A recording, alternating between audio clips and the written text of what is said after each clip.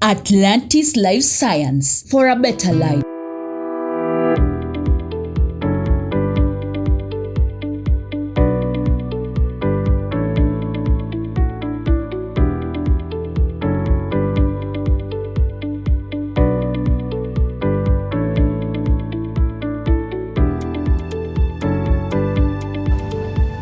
Drying off means when that cow is in calf, you stop milking her if she's a milker when she is 60 days prior to calving or 45 days prior to calving. That is the period that we call a dry cow. And what you basically do, you withdraw milking.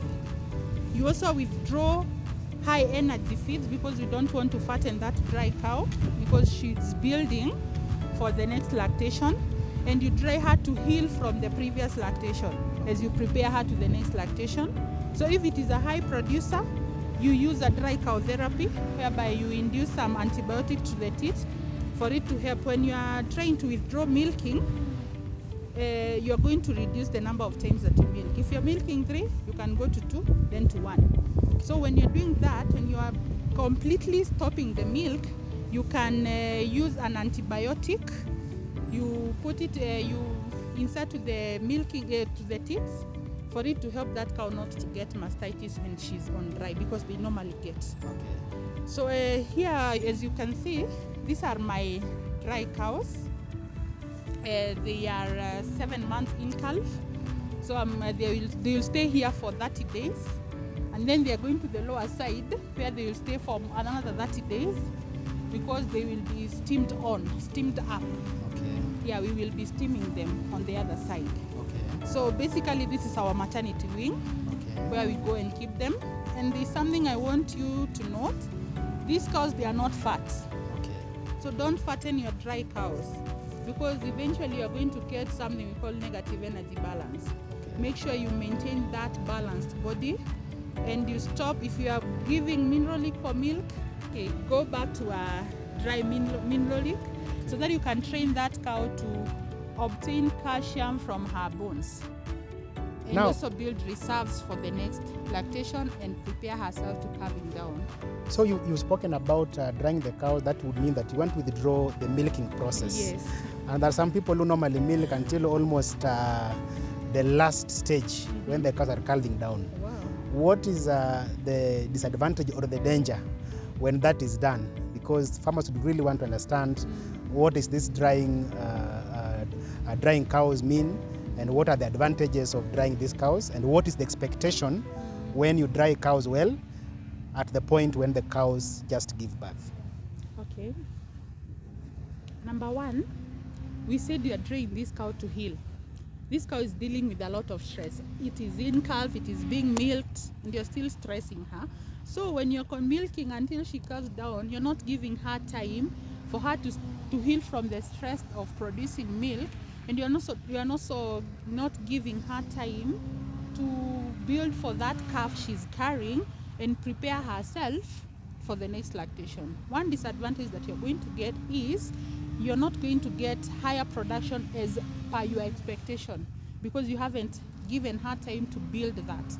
Number 2, you'll get a small calf, because all the energy that the cow could be using to build herself or himself, if it was a bull, you have milked it. So you're going to get a smaller calf. If you get an average of 40, you're going to get maybe with 35 or even 30, or even less than 20 kilos. Okay. Number 3, most likely you're going to get negative energy balance or ketosis. Number 4, you're going to, basically, to make it short, you're going to be dealing with metabolic diseases that comes in hand with the drying of the cow. Okay. On the other hand, if you dry it on time and correctly, you are going to have a peak in production. Number 1. Okay. You are going to get a very big calf. For me, let me be proud kidogo. I'm expecting her to give me around a calf weighing around 50 kilos or 51. Interesting. Because I'm drying her correctly and at the right time. Okay. Number 3, I'm sure I'm not going to deal with any metabolic diseases. I'm 100% sure I'm not going to experience any challenge on metabolic diseases. Okay. And I'm sure she's going to come on heat latest 60 days after calving down. Okay. Yes, so fertility will be okay, production will be okay, health-wise she'll be okay because Okay. she'll have enough time to heal herself. Interesting. So farmers Yes. would also want to understand, then what do you use at this drying period?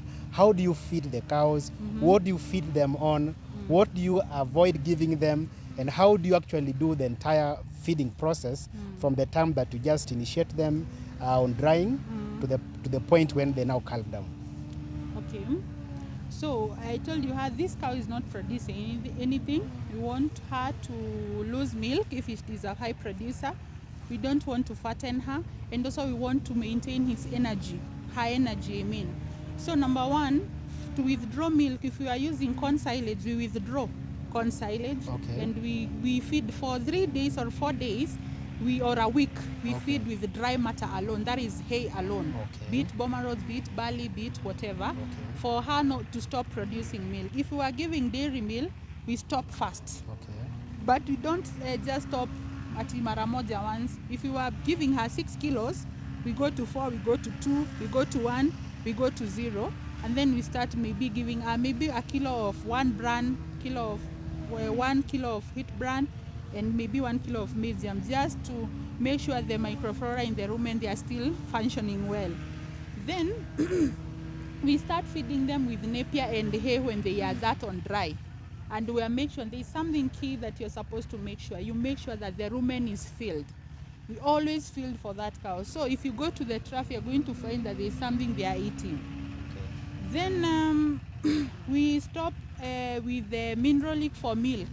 We go for a dry cow milk, mineralic. Okay. And that one we give around 200 grams per head per day. Okay. 200 grams of that dry mineralic per head per day per day.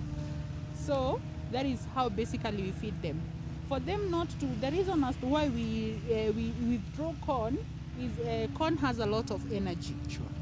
So, and the energy is going to build up in the body because she's not producing any milk. No energy is being deprivated from the body. Okay. So we withdraw corn because we don't want to fatten this cow. Okay. Because if we continue giving this cow a lot of lucerne, a lot of corn, a lot of those high energy feeds and high protein feeds, the cow is going to fatten. Sure. And we don't that. So what we normally do, and we also feed from this green grass, Okay. and we make sure that whatever they are feeding, it's of high fiber Okay. to facilitate the digestibility. Now, on the same note, I can see you are having high producing cows, and basically pedigree cows for that particular matter. Yeah. And I know sometimes people have challenges being able to dry these cows Mhm. because at the point where they're just about to be dried, they're still producing quite a lot of liters. Mhm. And they normally wonder how to go about it. Maybe from experience in this farm, how do you go about these high producing cows at the point of drying them off? Trying them. That is why I said you withdraw high energy feeds and dairy milk. Of course, our cows, they are high producers, and it's a challenge because once you find your cow is 7 months in calf and she's doing 20 liters, what are you going to do? It is stressing. Yeah. So what we do, we feed for 1 week with hay alone, Okay. hay, dry matter alone. Then, and we stop milking 3 times. We go to 2 for 3 days. Then the other 3, we go for 1 time. By then, she's producing around 8 liters. Okay. Then the second week, we do once, 1 time milking a day. And then the time we are saying that we want to completely stop, we use an antibiotic in the ticks. Okay. Yes. Now, on the To other hand, prevent mastitis. On the other hand, some farmers normally ask questions, for example, that should you withdraw water when you are doing the dry cow management, or should you let them have ad libitum exposure to water? Maybe from your experience in this particular farm, what would you comment about that? No, you don't withdraw water. The body, the cow itself regulates, because this cow is having a baby inside. So the baby is anascuma, there's something called abomasum. Yeah. Anascuma. So when the abomasum is being pressured, inaenda inapunguza the rumen. Yeah. So if she was taking 100 liters when you are milking her and when she was not in calf, definitely it will reduce for itself. But you're not supposed to withdraw. Yenyewe itajipimia. I think that is the correct word to use. It is going to measure for itself. Okay. And a dry cow don't consume the same amount of milk with a milking cow. Okay. Definitely it does the reduction. It naturally happens. Okay. But you're supposed to give ad lib. Okay. Yeah. Now you're parting short on matters drying a cow. What is the biggest expectation from a farmer when the cows are dried up properly? What is the main expectation when that process is correctly handled? Higher production of milk and good fertility. Okay. Yes. Excellent. When we talk about drying cows, the aspect of timing is quite important. Remember that when you dry cows for too long, when we also dry cows for a very short time, then it normally affects milk production. For example, heifers are normally dried for longer than the older cows. For heifers, we normally recommend that the drying period should take at least a minimum of 60 days. And for the older cows, drying can take about 40 to 45 days, which is quite significant and quite important, so that now the udder takes adequate time to heal up, and also the alveoli cells that are the milk secretory cells also are rejuvenated, and they are actually multiplied in number, because there's been a lot of some damages throughout the entire 3 or 5 day lactation. We need at least 60 days for them to be able to be reformed. And also at the same time, you're looking at you're also trying to look at the cows being able to be in a good state, whereby the moment they give birth, we don't have instances or cases of mastitis, because we want to get rid of a lot of pathogens in the udder. Remember that milk is normally a very, very good medium for replication or multiplication of bacteria. When we get rid of milk from the udder at the point of drying off, then we also get rid of quite a big chunk of the bacteria.